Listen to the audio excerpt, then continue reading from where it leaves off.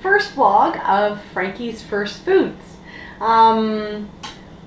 My husband and I live in Toronto, and we had a daughter, our first child, almost 6 months ago. Actually, she'll be 6 months old in 2 days. So she's showing lots of signs that she's ready for food.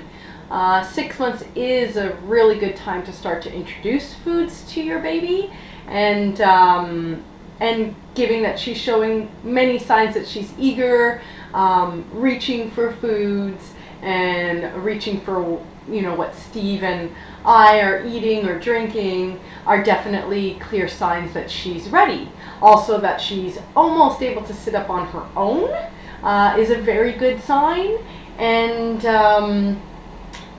also just that at 6 months, according to their development, their digestive systems are mature enough to handle some solid foods. I definitely recommend starting with fruits and vegetables. Vegetables ideally, because they're just such a rich source of nutrients and minerals, but also because of their digestibility. Super easy to digest. Today, we are starting with butternut squash, a wonderful first food for so many reasons, but again, easy to digest.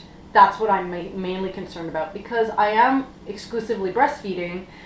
I'm not too worried about where her nutrients are coming from. I know that she's getting everything she needs from my breast milk. This is literally going to be an experiment. We're going to go through making this food, putting in effort. She might take a spoonful, she might not take anything, but do not think of it as a waste of your time, because this is part of the experience. This is going to be playing with textures, playing with flavors, things she's never experienced before, and so it's really much about the experience right now and getting her used to these different textures, these different flavors, until she is ready to take on more and more and more solid food and become a regular solid food eater. Okay, so what we're going to need for Frankie's first food is obviously our butternut squash.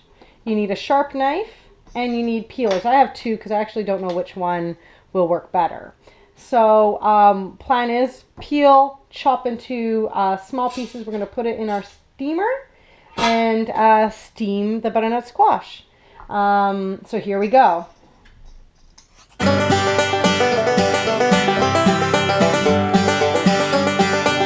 So we're going to chop this butternut squash into small pieces, so that the smaller the pieces, the quicker it will steam.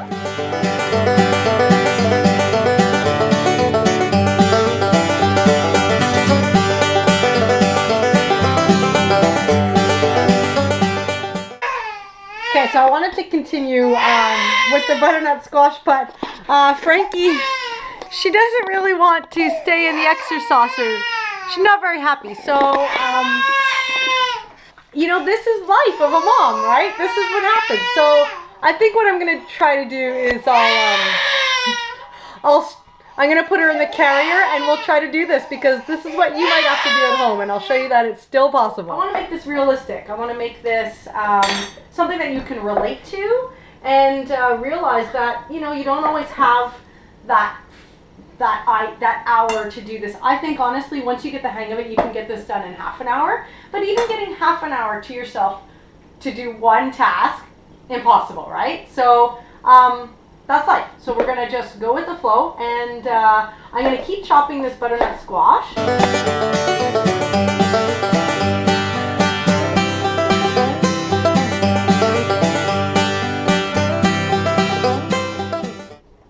Okay, so I got my pot of water here. I actually filled it about a third full.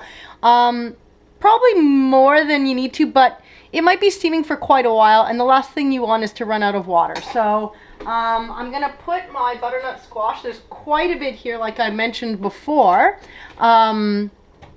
So it might take a little bit longer than it would. You could honestly take half of that out, do something for dinner with it, or you could steam the whole lot, but that's going to be quite a bit of food for Frankie, so you might not need it all. So I might do something with the other half. Okay, so now we're ready to puree the butternut squash, as we've cooked it till it's really soft. And I'm just gonna you don't need anything fancy. You can do it in your food processor, but I just find it easy to do with the hand mixer. Less dishes too, right?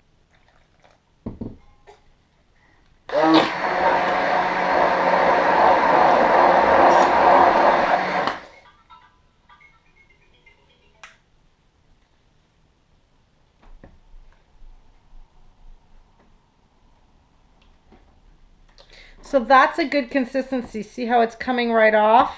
If I lift it up on here, it slides right off. So that's the consistency that you want without having to flick it off.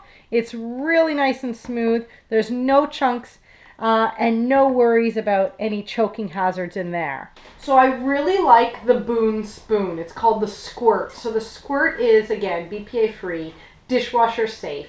So how it works is you put the little bit of food in here, the defrosted puree. This screws on to the spoon, making it leak proof.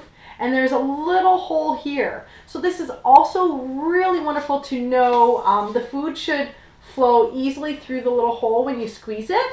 That also lets you know about the consistency. So it's a really good tool to know if you've pureed enough. If it's too chunky, it's not coming through the hole. That is too thick for a first food.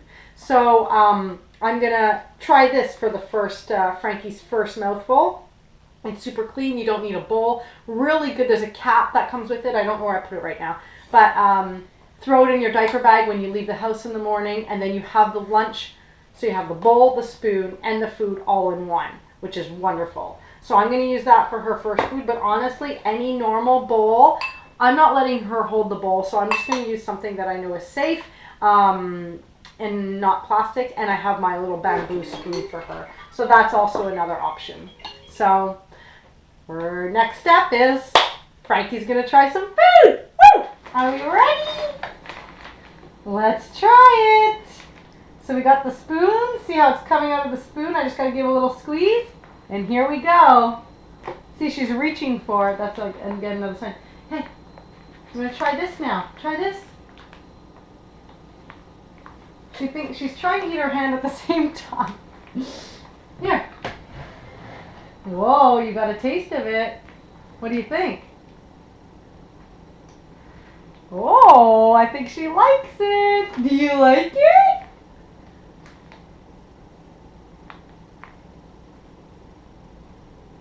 So, this is pretty exciting. Isn't this exciting? What do you think of that? Is that yummy? Oh, I think you like it. This is your first food ever. The makings of a foodie right here.